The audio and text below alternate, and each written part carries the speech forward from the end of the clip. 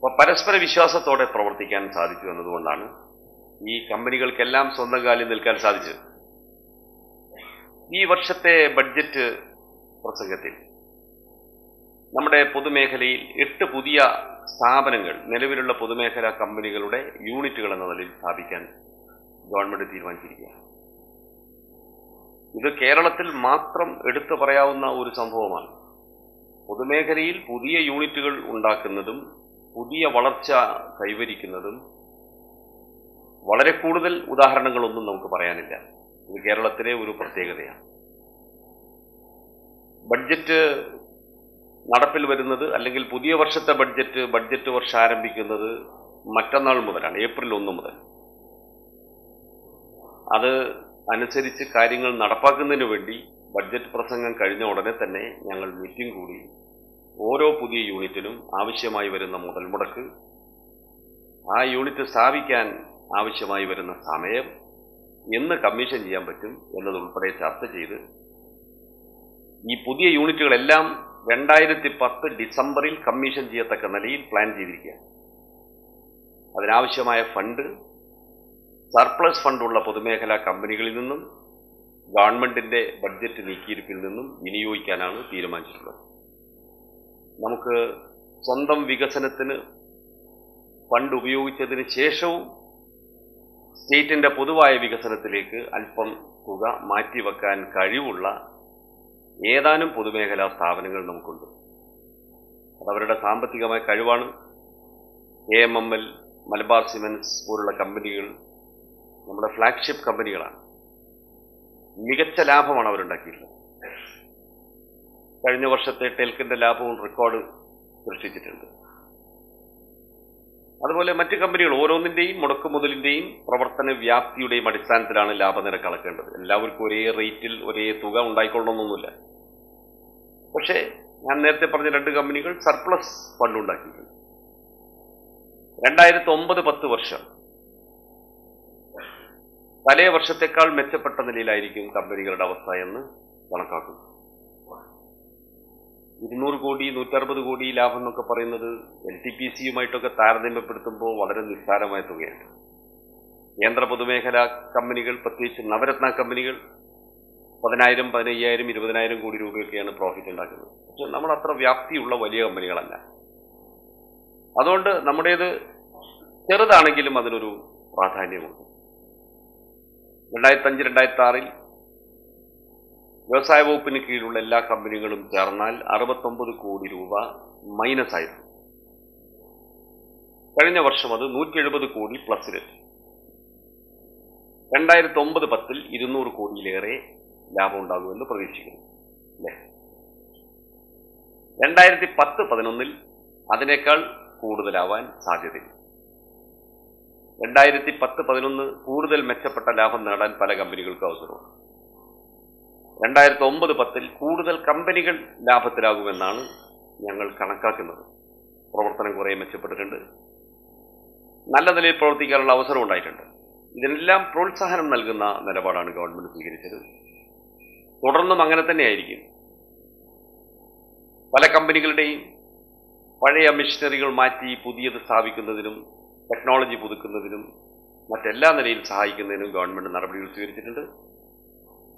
ഇക്കാര്യത്തിൽ റിയാബിന്റെ പ്രവർത്തനം വളരെ മികച്ചതാണെന്ന് പറയുന്നതിൽ എനിക്കറിയാൻ സന്തോഷം. മാസം തോറും നടത്തുന്ന റിവ്യൂ, അത് സംഘടിപ്പിക്കുന്നതിലും അതിനുള്ള മുന്നൊരുക്കങ്ങൾ നടത്തുന്നതിലും, അത്യാവശ്യം വരുമ്പോൾ കമ്പനികൾ നേരിട്ട് വിസിറ്റ് ചെയ്ത് കാര്യങ്ങൾ മനസ്സിലാക്കി പരിഹാര മാർഗങ്ങൾ നിർദ്ദേശിക്കുന്നതിലുമൊക്കെ റിയാബ് വളരെ മാതൃകാപരമായ നിലയിൽ കഴിഞ്ഞ 4 കൊല്ലം പ്രവർത്തിച്ചിട്ടുണ്ട്. അതിൻ്റെ എല്ലാം കൂടിയുള്ള നേട്ടമാണ് ഈ കമ്പനികൾ കൈവരിച്ചിട്ടുള്ളത്. സിഇഒമാർക്കും ഉദ്യോഗസ്ഥന്മാർക്കും നല്ല സപ്പോർട്ട് കൊടുത്തിട്ടുണ്ട്, ആവശ്യമായ ഗൈഡൻസ് കൊടുത്തിട്ടുണ്ട്.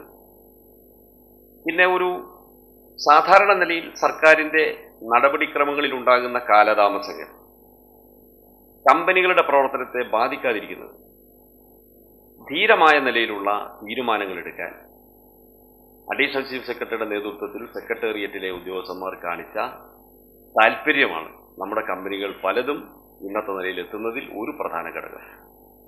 പലപ്പോഴും തീരുമാനങ്ങൾ എടുത്തു കഴിഞ്ഞാൽ അത് നടപ്പാക്കാൻ അനുമതി കൊടുക്കുകയും ഉത്തരവ് താമസിക്കുന്നുണ്ടെങ്കിൽ അത് വൈകി ഉത്തരവ് ഇറക്കുമെന്ന് ഉറപ്പുകൊടുത്ത് പ്രവർത്തിപ്പിക്കുകയും ചെയ്യാം.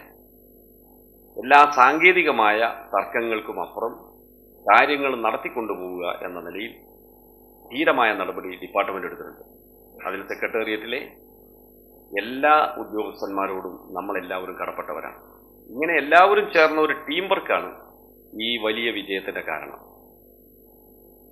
പിന്നെ ബഡ്ജറ്റിൽ അനുവദിക്കുന്ന തുക അലോക്കേറ്റ് ചെയ്യുന്നതിൽ ധനകാര്യ വകുപ്പ് സഹായിച്ചത്, ധനകാര്യ വകുപ്പിന് ഫിനാൻഷ്യൽ റീസ്ട്രക്ചറിംഗ് എന്ന നയത്തിന്റെ അടിസ്ഥാനത്തിൽ പൊതുമേഖലയെ സഹായിച്ചതും കേരളത്തിലെ പൊതുമേഖലാ സ്ഥാപനങ്ങളെ സഹായിക്കുക എന്ന LDF നയത്തിന്റെ അടിസ്ഥാനത്തിൽ വിവിധ പൊതുമേഖലാ സ്ഥാപനങ്ങളും വകുപ്പുകളും നമ്മുടെ ഉൽപ്പന്നങ്ങൾ വാങ്ങാനും സഹായിക്കാനും കാണിച്ച താല്പര്യം, അതിന് അവരുടെ തീരുമാനമെടുത്തത്, ഇതെല്ലാം ഈ വിജയത്തിന്റെ പിന്നിലുണ്ട്. KSTP ഉൽപ്പാദിപ്പിക്കുന്ന മുഴുവൻ മരുന്നും വാങ്ങാൻ ഹെൽത്ത് ഡിപ്പാർട്ട്മെന്റ് തീരുമാനമെടുത്ത് നടപ്പാക്കുക ചെയ്തു. കെയർ മീറ്ററുകൾ യുണൈറ്റഡ് ഇലക്ട്രിക്കൽസ് ഉൽപ്പാദിപ്പിക്കുന്നത് വാങ്ങാൻ ഇലക്ട്രിസിറ്റി ബോർഡ് തീരുമാനമെടുക്കുക ചെയ്തു. ഈ തീരുമാനമെടുത്തത് ഗവൺമെന്റിന്റെ ശക്തമായ നിലപാടുകൊണ്ടാണ്. സൗകര്യം ഉണ്ടെങ്കിൽ വാങ്ങിക്കുമെന്ന് പറഞ്ഞാൽ ഇതൊന്നും വാങ്ങിക്കൊള്ളുന്നില്ല. വാങ്ങലിനും വിക്കലിനും പിന്നിൽ ഒരുപാട് താല്പര്യങ്ങളുണ്ട്. സ്റ്റേറ്റിന്റെ താല്പര്യമാണ് പ്രധാനമെന്ന് ഗവൺമെന്റ് തീരുമാനമെടുത്ത് നടപ്പാക്കിയതാണ്. ഇങ്ങനെയുള്ള പൊതുമേഖലാ സ്ഥാപനങ്ങൾ തമ്മിലുള്ള സഹകരണം, വിവിധ വകുപ്പുകൾ തമ്മിലുള്ള സഹകരണം, പൊതുമേഖല പുനഃസംഘടനയ്ക്കും വളർച്ചയ്ക്കും ഗവൺമെന്റ് നൽകിയ പിന്തുണ, അതിലെല്ലാം ഉപരി കേന്ദ്ര ഗവൺമെന്റിന്റെ നേതൃത്വത്തിലുള്ള നവരത്ന കമ്പനികൾ നമ്മുടെ കമ്പനികളുമായി ചേർന്ന് പ്രവർത്തിക്കാൻ സന്നദ്ധത പ്രകടിപ്പിച്ചത്, അങ്ങനെ രൂപം കൊണ്ട ജോയിന്റ് വെഞ്ചർ, ഇതെല്ലാം ഈ വിജയത്തിന് വിവിധ ഘടകങ്ങളാണ്. ഇതിനെ മുന്നോട്ട് നയിക്കാൻ ഇപ്പോൾ ഈ അവാർഡുകൾ നൽകുന്നതും പ്രോത്സാഹിപ്പിക്കുന്നതും സഹായകരമാകുമെന്ന് ഞാൻ കരുതുന്നു. നിങ്ങൾക്കെല്ലാവർക്കും ആശംസകൾ നേരുന്നു. ഈ അവാർഡ് നേടിയ എല്ലാവരെയും നമുക്കെല്ലാവർക്കും ഒരിക്കൽ കൂടി അനുമോദിക്കാം. അടുത്ത വർഷം അവാർഡ് കരസ്ഥമാക്കുന്നതിന് സിഇഒമാരിലൂടെ ഓരോ സ്ഥാപനമാണ് അവാർഡ് കരസ്ഥമാക്കുന്നത്. ഈ വെങ്കടേശ്വരൻ പിന്നെ അവാർഡ് കിട്ടുന്നു എന്നത് ടെൽക്കിലെ മുഴുവൻ ജീവനക്കാർക്കും അഭിമാനിക്കാവുന്നതാണ്. അവിടുത്തെ ട്രേഡ് യൂണിയൻ നേതാക്കന്മാർക്ക് ഇവിടെ വന്നിട്ടുണ്ട്. അപ്പൊ അവരിലൂടെ ഈ സന്ദേശം അവിടുത്തെ എല്ലാ തൊഴിലാളികളിലേക്കും എത്തും. അപ്പൊ അവർക്ക് എല്ലാവർക്കും അഭിമാനിക്കാവുന്നതാണെന്നതുകൊണ്ട് ഇത് നഷ്ടപ്പെടാതിരിക്കാൻ ടെൽക്കും പുതിയതായി നേടാൻ മറ്റുള്ളവരും തമ്മിലുള്ള ഒരു മത്സരം ടേൺ ഓവർ വർധനവിലേക്കും ലാഭം വർദ്ധിപ്പിക്കുന്നതിലേക്കും മെച്ചപ്പെട്ട പ്രവർത്തനത്തിലേക്കും കമ്പനികളെ നയിക്കും. KSI നേടിയ നേട്ടത്തിന് ഒരുപാട് തിളക്കമുണ്ട്. KSI കേരളത്തിലെ അത്ര വലിയ കമ്പനിയൊന്നുമല്ല, ഒരു മാനുഫാക്ചറിംഗ് രംഗത്തുള്ള കമ്പനിയല്ല, ഒരു സർവീസ് സെക്ടറിൽ പ്രവർത്തിക്കുന്ന ഒരു സ്ഥാപനമാണ്. ആ കമ്പനി റെക്കോർഡ് വേഗതയിലാണ് ഗവൺമെന്റിന്റെ തീരുമാനമനുസരിച്ച് ഒരു പുതിയ യൂണിറ്റ് എറക്റ്റ് ചെയ്ത് കമ്മീഷൻ ചെയ്ത്, അതാവട്ടെ കേരളത്തിലെ ഗവൺമെന്റിന്റെ ഏറ്റവും പ്രസ്റ്റീജിയസ് ആയ ഒരു പ്രോജക്റ്റായിരുന്നു. വർഷങ്ങൾക്ക് മുമ്പ് അടച്ചുപൂട്ടിപ്പോയ കേരള സോപ്പിന്റെ സ്ഥാനത്ത് ഒരു പുതിയ സോപ്പ് ഫാക്ടറി സ്ഥാപിക്കാൻ 2010 ജനുവരി 1 പ്രോഡക്റ്റ് ലോഞ്ച് ചെയ്യണമെന്ന് തീരുമാനിച്ച് അതിന്റെ പിന്നോട്ടാണ് വർക്ക് ചെയ്യുന്നത്. കൃത്യ ദിവസം കമ്മീഷൻ ചെയ്യാൻ സാധിക്കും.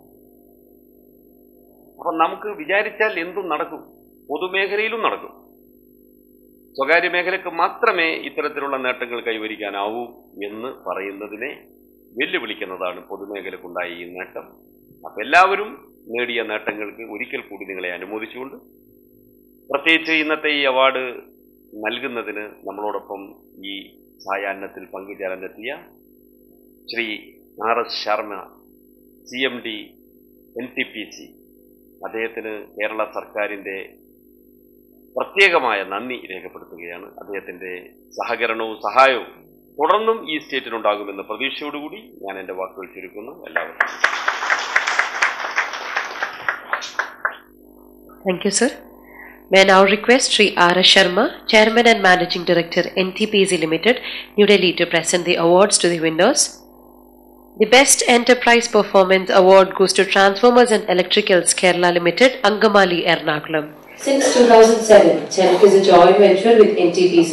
I request Sri S. Venkateshwaran, Managing Director, Chelk, to receive the award.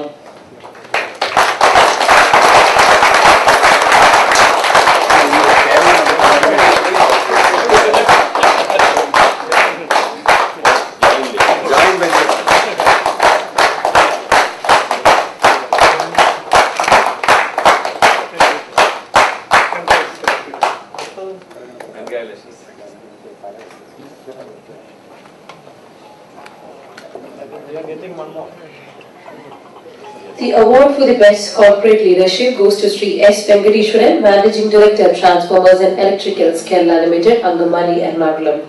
Sri S. Venkateshwaran is a graduate in Electrical Engineering from PSG Tech, Coimbatore, Madras University. During 1977 to 1981, he worked in BHEL and joined NTPC in 1981 at Corporate Center and worked in various centers of NTPC till 2007. Prior to joining TELC, he was General Manager, Engineering Division, NTPC at Corporate Center. Sri S. Venkateshwaran took charge as the Managing Director of the company in July 2007 after the joint venture of TELC with NTPC in June 2007. There is a remarkable leap in growth under the leadership of Sri S. Venkateshwaran. The company has shown phenomenal growth in turnover and profits during 2008-2009 compared to the previous year. I request Sri Venkateshwaran to receive the award. I also request our Chief Guest to present him the cash award of ₹20,000, trophy and certificate.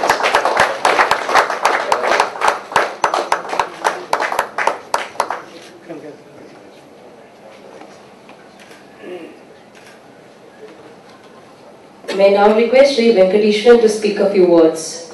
After the words. Awards for the pollution abatement goes to the Travancore Cochin Chemicals Limited. The company implemented zero effluent scheme since May 2008 and has initiated the process of planting sapling for development of green belt. Excess hydrogen is used as fuel in CCF plant for saving furnace oil consumption and reduces carbon dioxide emission. May I now request the MD, Travancore Cochin Chemicals Limited, Sri V. Muralidharan Nayak, to receive the pollution abatement award.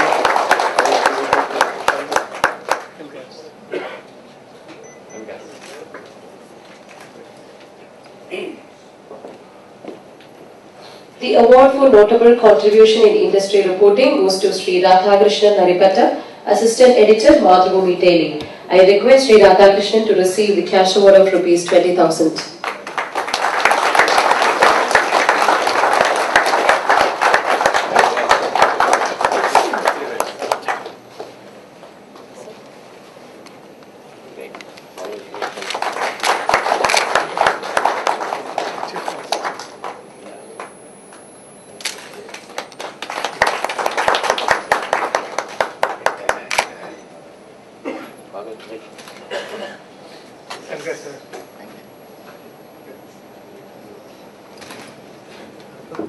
Next. Three companies, namely the Kerala Minerals and Metals Limited, Steel and Industrial Forgings Limited and Kerala State Industrial Enterprises, are selected for notable enterprises performance.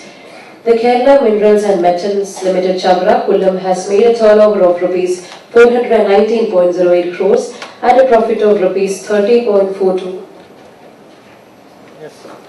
crores during 2008-2009, and they are continuously making profit, and there is 200% growth in profit from the previous year. I request the Managing Director of KMML, Sri N.R. Subramanian, to receive a special award for notable enterprise performance.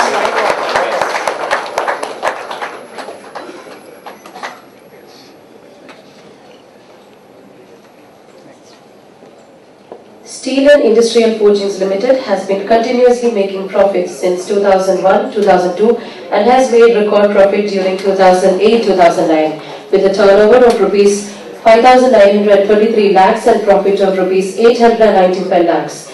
SIFL had won the Best PSU Award in 2006-2007 and 2007-2008. I request the Managing Director of SIFL, Captain C. Unikrishnan, to receive the special award for notable enterprise performance.